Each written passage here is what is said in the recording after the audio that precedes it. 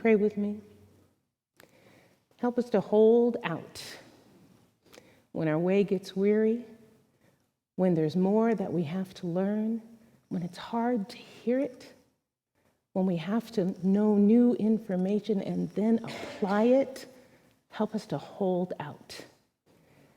Help us not to feel guilt, not to feel shame, but just have a little holdout when we need to have it. And may these words resonate deep down into our heart, into our very being. And can it be so? Amen.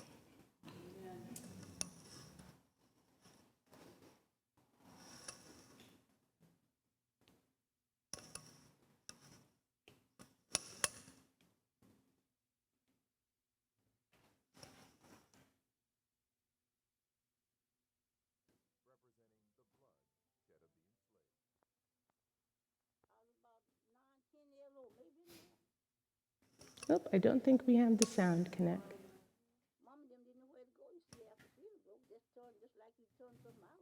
If you go back, I can read it.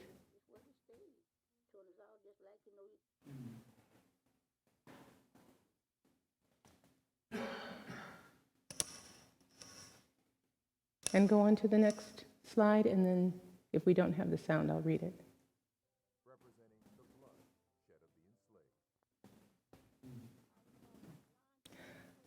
I was about 9, 10 years old, maybe more. Stayed right there. We didn't know where to go. Mama and them didn't know where to go. Don't know where to go. That's why we just stayed. Turned us out, just like, like you turn out cattle. I said, I don't know where to go. Thank you, Connect. There are 2 federally recognized Independence Days in the United States. One denotes the independence, the announcement of the Declaration of Independence when the colony separated from Great Britain.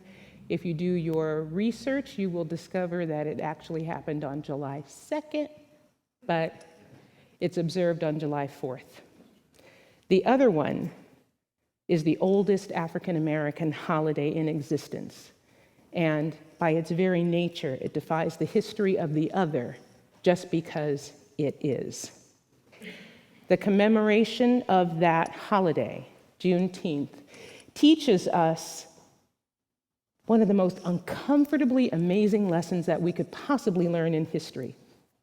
It teaches us that consciousness will determine our life experience, and that we must continue to be conscious as a practice in order to improve our life experience and therefore the life experiences of other people. And I believe that it's not something that we have to be afraid of. I believe that we're strong enough to be eyes wide open, to learn about hidden and forgotten history, to see mistakes and to rise up to correct them, and to embark on a history of solidarity, inclusion, and justice.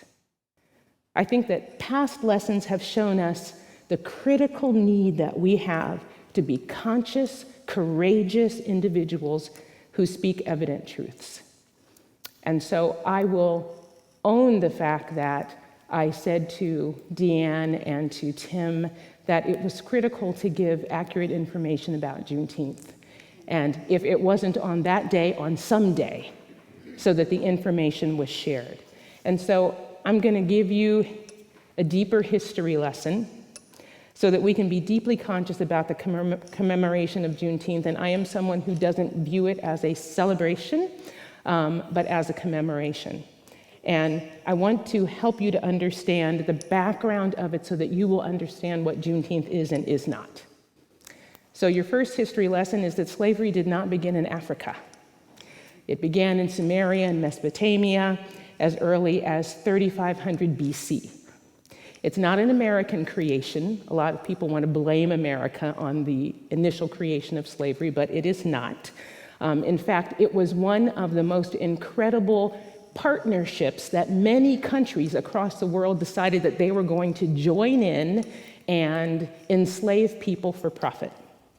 And so it was even to a point where, although indigenous people were some of the original people who were slaves, indigenous people also enslaved Africans. But eventually, more countries than not joined in one way or another. Either they were enslaved, or as my partner's relatives are, they were boat makers for the slaves.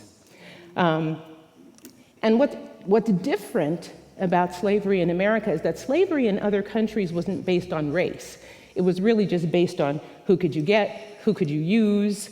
But in America, it was founded on the concept that we are different from another, and that if we want to look at those differences, that we could use a hierarchy in order to determine which differences were lower on the hierarchical scale, and that anybody who was less than us could be enslaved. And anybody who was far enough down on this scale, they could stay in slavery. The other thing that was important for America is that they discovered how profitable slavery was. Not only could you sell, but if you got slaves who could have babies, then you improved your lot, and therefore what you were worth and the value of your property. And if you took people and brought them from a country where your language was, the language that you spoke in America was not known, then you could hold on to them longer because they wouldn't know how to connect with each other and other people in order to be able to escape. And if you brought them to another land that was not their own, they wouldn't know how to get out either, which was why indigenous people didn't work. They knew the land. And so instead they brought people from another country, eliminated the possibility of them being able to use their language, separated their families, and brought them over and then enslaved them with the hope that they would be able to continue that process and then gain prosperity. And so Juneteenth is a story about that. Thank you, Mark. Because what gave permission to dominate and discriminate was the idea that we are not all made in God's image, that we are not a reflection of God or the God in us, but that we were people or property. To understand Juneteenth, we need to understand what was really lost, because freedom is an easy word to say. But what was lost was the birthright to be. To be. What makes us whole? What is the God in us? All that we call holy became othered. Africans were enslaved. They were brought to the Caribbean and to Santo Domingo before 1619, way before. So 1619 wasn't when slavery actually happened for those in Africa. In fact, the first account of Black indigenous people in America was in the 1500s. And so what you see here is a combination of what some people now call themselves as Black indigenous. So in my family, the tribe was Osage, and so my generations back were both Black from Sierra Leone and Osage from the indigenous tribe. And it's interesting that people never consider people who are Black as being indigenous, but they were actually here too. So war happened, in which the Union that opposed slavery fought against the Confederates, who were proponents of slavery. And the North had 22 million troops. The South had now 9 million troops. 3.5 million of them were slaves who were not so interested in helping the South. And so this man named Benjamin Butler enacted legislation in 1861 which declared slaves to be contrabands of war and then gave the Union the ability to keep them. And Lincoln feared that this was going to alienate those other states, the border states. And so this man, whose name was Allan Pinkerton, explained what the value was of bringing the slaves over to the Union. He said, blacks were contributing to the Union cause in larger ways, not just at Fort Monroe, but also throughout the South. They provided Northerners with valuable intelligence and expert guidance. When Lincoln's master spy, Allan Pinkerton, traveled undercover, he wrote, "My best source of information were the colored men. I mingled freely with them and found them to be ever ready to answer questions and to furnish me with the facts that I needed to possess." And so Lincoln was in an odd kind of spot.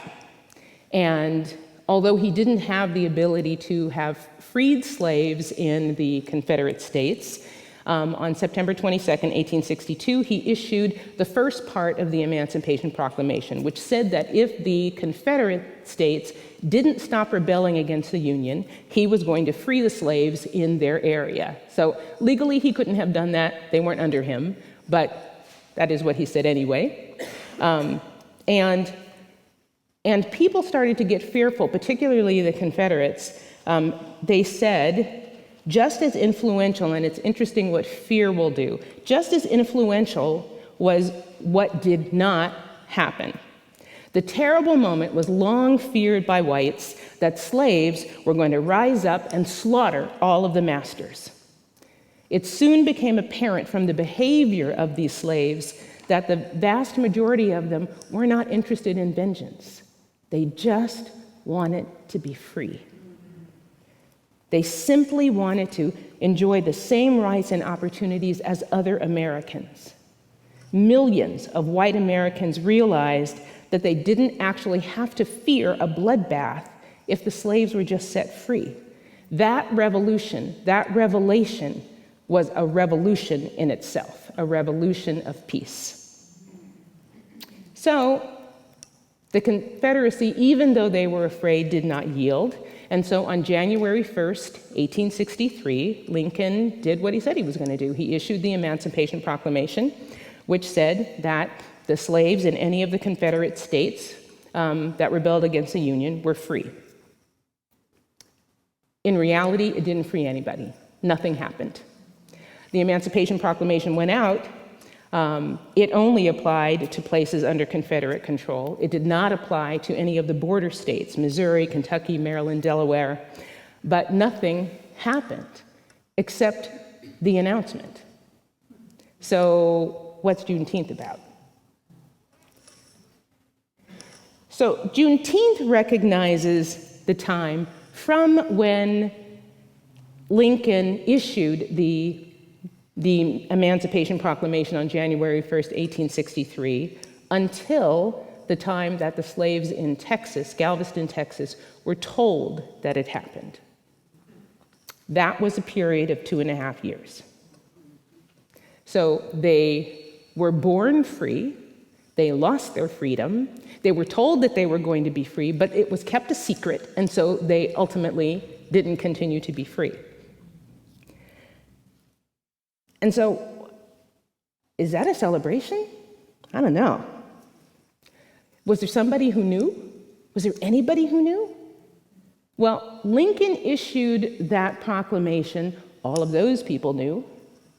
All of the troops who knew that they were going to have to go out and put it into effect, they knew, but they kept it silent. And in fact, people in Texas knew, and many slave owners changed and moved to Texas because they knew it was going to be the last place where people were going to end up being told, and that they could keep their slaves much longer and continue to prosper for a longer period of time.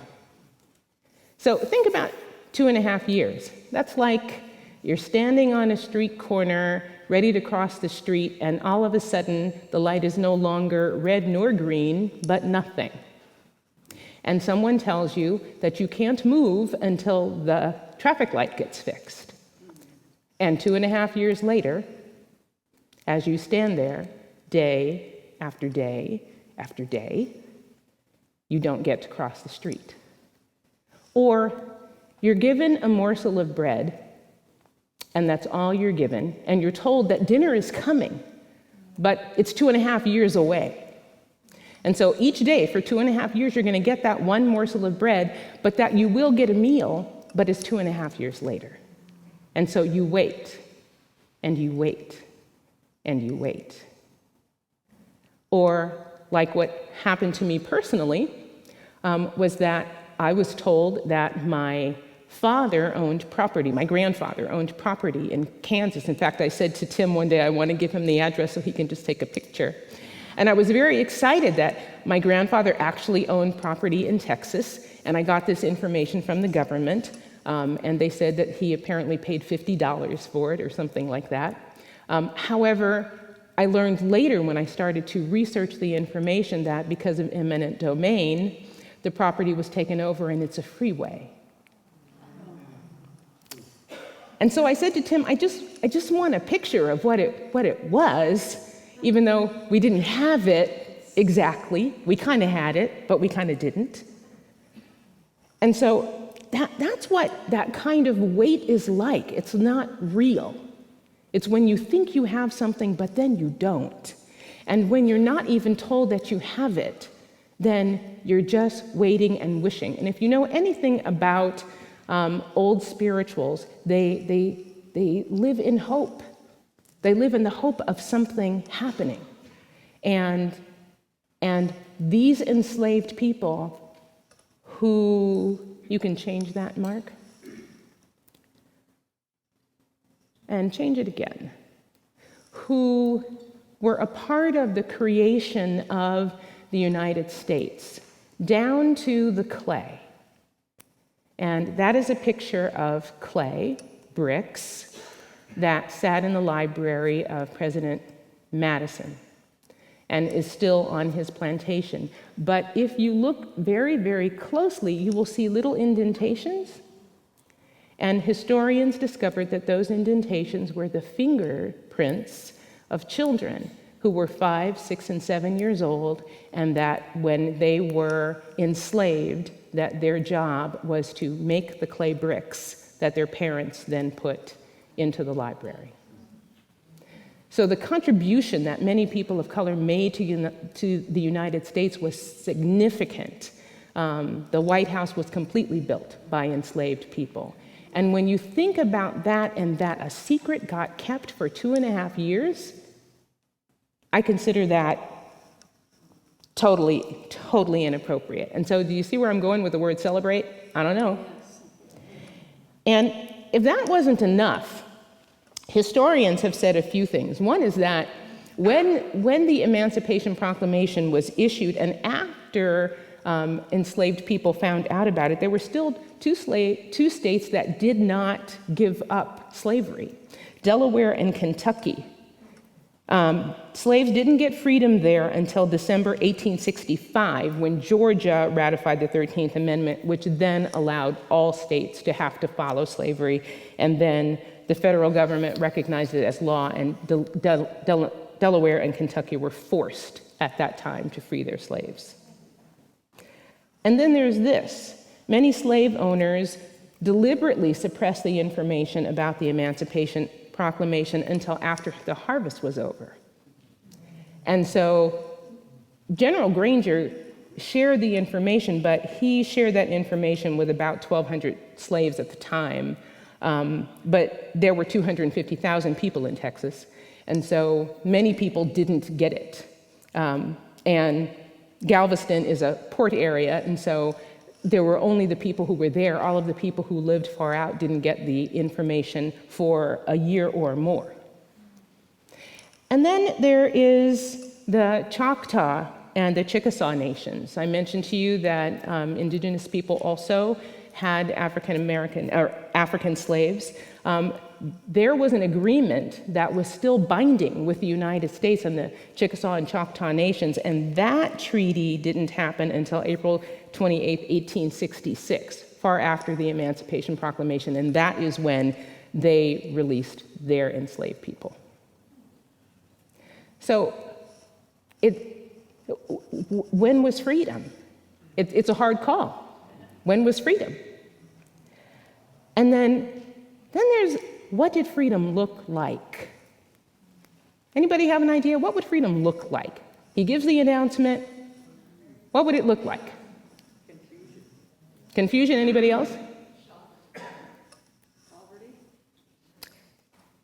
Well, the Emancipation Proclamation, remember, freed Africans in rebel states after the Civil War. The 13th Amendment emancipated other enslaved people. 1866 emancipated other people under the Indigenous treaty. But one man said, his name is Houston Hartsfield Holloway, who was freed. He said, "For we colored people didn't know how to be free. And the white people around us didn't know how to have a free colored person around them.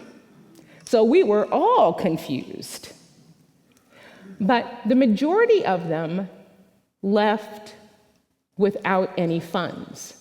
What it tells you that as a part of the Emancipation Proclamation announcement is, yes, you're free. We suggest that you go back to your now employer as opposed to slave owner, and that you work for them quietly for whatever they will pay you. And we expect that you are not going to stand around doing nothing. And that's the rest of the entire Emancipation Proclamation order. But they were left without funds. They had plantation work that they had completed that grew an incredible amount of cotton and other kinds of resources for their slave owners, but they themselves didn't get paid. They themselves didn't have anything. And so when they were turned out, the people who were turned out and who were not threatened that if they left they would get killed, left with nothing. They didn't have food, they didn't have money, they didn't have clothing except what was on their back. And so that's what that looked like. And the very first thing that some missionary organizations started to do, because if you aren't aware of that, enslaved people could not learn to read and write legally. That was against the law. And so missionary organizations started to try to find people who were freed enslaved people and to teach them how to read so that they could start to understand what their rights were and how to be able to move themselves around in this work. And if you can go to the next slide, Mark. This, and I'm doing this out of order, but these are children who are the combination of Indigenous people and enslaved Africans. Go ahead, Mark. Give me a second, I'm going to make sure the volume's... Good, I was going to say hold that for a minute. So what happened shortly after that was the Reconstruction, which was for a short period of time. There were people who enslaved African Americans at that time who then learned how to read, became active in Congress, became senators, started to assist in passing laws, and that went on for a very short period of time. And if you look up information about the Reconstruction, you will see an amazing number of Black people in office who were a part of the goings-on and the legislative system in the United States. That, however, changed because the same people who were against slavery then started to create Jim Crow laws, which segregated people, took away the right to vote, which took away the right to be able to maintain office. And so they weren't able to do any of the things that they had. So again, that was enslavement of another type that started to happen. And those Jim Crow laws, interestingly, it affected things like hospitals. A lot of people think that it's just water fountains and bathrooms, but it was everything. My parents never ever discussed that with me, but my mom used to take me to FW Woolworth's when it existed in San Francisco, and every single Saturday we sat at the counter. And we sat at the counter, and she would usually order pudding, and that's probably all my mom could afford, but she was determined that we were going to do that every single Saturday. She never told me why, but we did it every single Saturday. And when I became a teenager, I started going there. Wasn't there, it became something else. But I would go every Saturday to have pudding, and I didn't know why I was doing it either. But I thought there was some reason for this that was important to my mother, and then I found out later what that was. It's that she wanted to ensure that I had that right. And she didn't want to tell me that I didn't have that right if I had been a part of her generation. She just wanted me to live in it. And so my parents never, ever talked to me about anything that had to do with enslavement or discrimination. Very little that I knew. I knew about civil rights, but I didn't know that those rights were not there. I knew that at our house, every time there was an election, our house served spaghetti to all of the people who came in my neighborhood, all of whom were Black and Latino, to vote. And my mother always encouraged them to vote. But I didn't know the full story for a long, long time. They didn't want that to hinder me from feeling like I couldn't do other kinds of things. And so I missed a lot of that. And in fact, Friday afternoon, I buried with my cousins my Aunt Margie. And my Aunt Margie was the last relative that I had of all of my mom's 10, 11 brothers and sisters. And I had made an agreement with my Aunt Margie that I was going to come down to LA in the summer, this summer, and that she was going to just talk to me, and I was going to record her for 2 days because I wanted to hear all of the things that my parents didn't want me to know. And I wanted to hear it from her. And I lost that. And so when I flew down on Friday, I flew down and I just spoke it to my cousins. And I said, I missed the stories. And we said, it's important that we all just get together and that we share anything that we know, because having the stories is a thing that is so critical, because we don't have pictures. I know that there are lots of people who have pictures of their relatives from way, way back. We don't have pictures.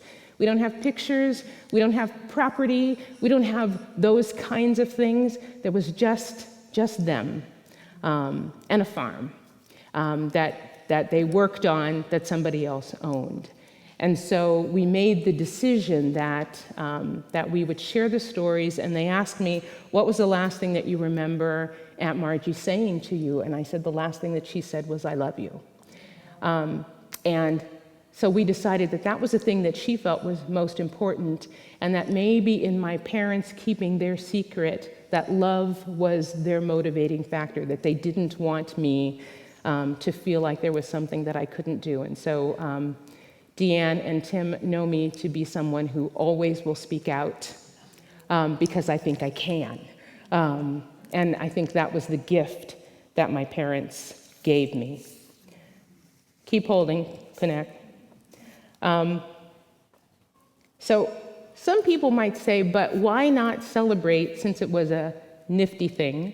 Why not just go ahead and celebrate it because people got freed? And we've seen slaves dance and sing and dance in church, and you see in Black church that people are always dancing and jumping up and down in the whole 9 yards. And I wanted to walk away having explained that piece to you, because a part of what was very entrenched in my family as a Black family was that it's not that you're celebrating your circumstance, it's that that's all you've got. And that when someone takes away your body, when they hurt your body, when they take away your rights, when they take away your language, when they take away all of the things that make you you, that your spirit is something that they cannot pull. And so you live in your spirit. And that's where the music comes from. That's where the singing comes from. That you have a situation that you may have to get through, and maybe it's just getting through that day or that moment, but you just need to hold on for a little bit. And so we sang, Lord, help me to hold out. Lord, help me to hold out. Lord, help me to hold out. It's, for me, it's the sadness and the hope in the same song, in the same words, in the same expression. There's that scripture, I like the translation that says, hope is the assured expectation of things, the evident demonstration of realities, though not yet beheld.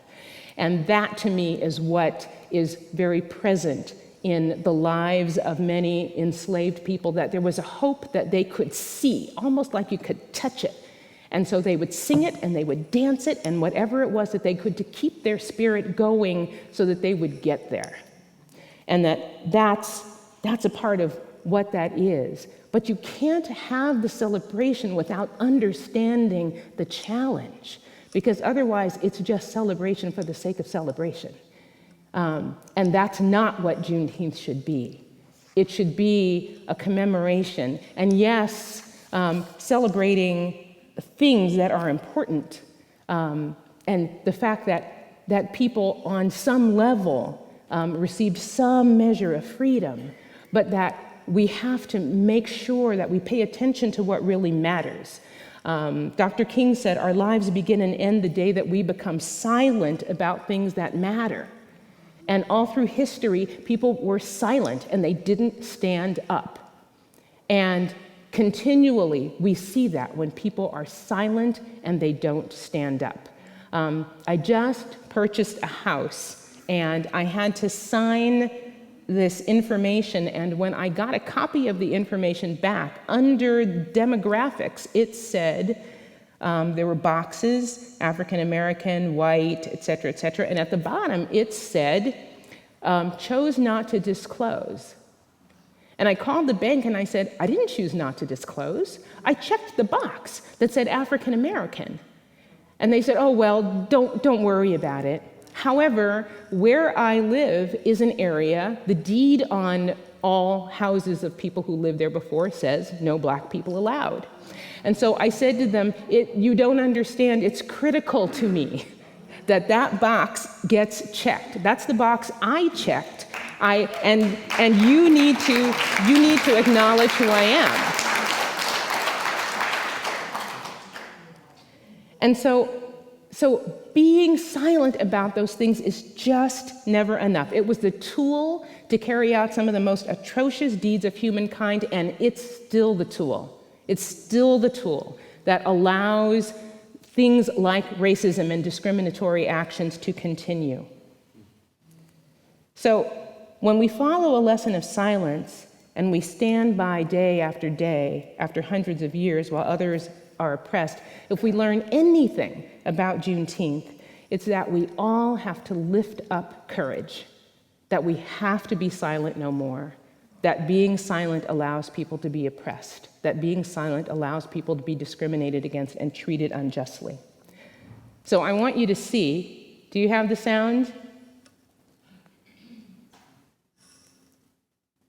Connect saying, oh, I hope so. To educate the formerly enslaved who didn't know how to read or write or count. The land where Prairie View sits was once home to Alta Vista Plantation, spread over 3,000 acres with 300 to 400 slaves. And recently, something quite rare happened. The descendants of the plantation owners reached out to the university, wanting to collaborate with students and staff in the push for social and racial equality.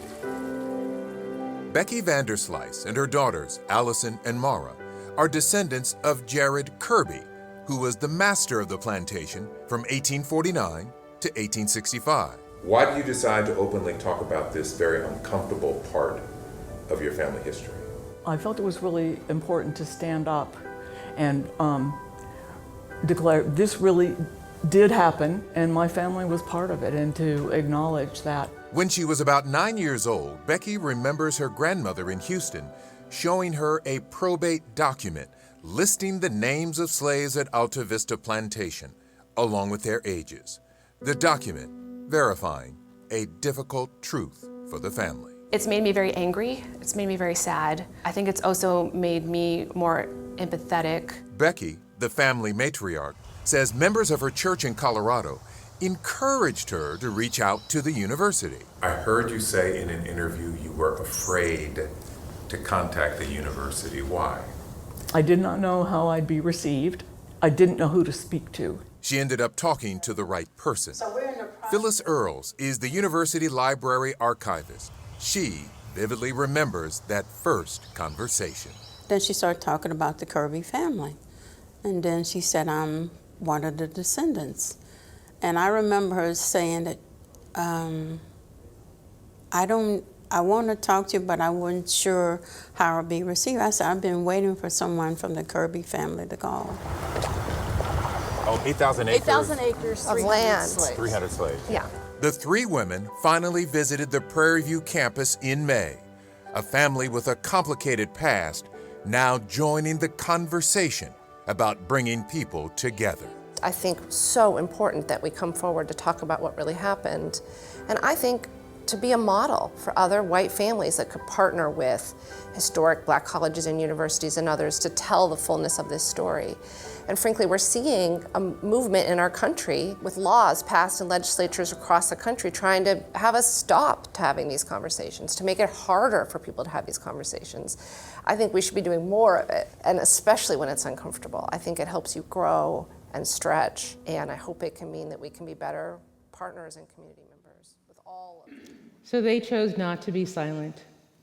And now there are students on the land that was their plantation. And this family is fighting to ensure that there are more people of color who have the opportunity to be able to attend AME University. But they moved through the uncomfortability to do something that they felt was right. And that's the lesson of Juneteenth. It's the reminder never to be silent. It's the courage of the people who went through years and years and years of oppression. And I'm grateful for the people who were abolitionists, who fought against slavery. I'm grateful for the people who were eventually freed. But I believe that we can't stop saying something. And that's not about being shamed or being guilty. I said on our very last Getting Real with Race, be kind to past versions of yourself that didn't know the things you know now. And so Juneteenth is the reminder that when we're silent, we become partners in the restriction of freedom, the perpetual acts of racism and injustice and the loss of life. To sit silently by is to be complicit.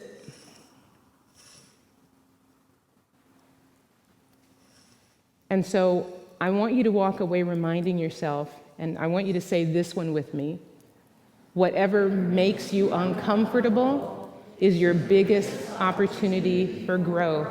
And then I want you to repeat after me, be kind to past versions of yourself. Be kind to past versions of yourself. That didn't know the things you know now. That didn't know the things you know now. And now you know. And now the work begins. Thank you.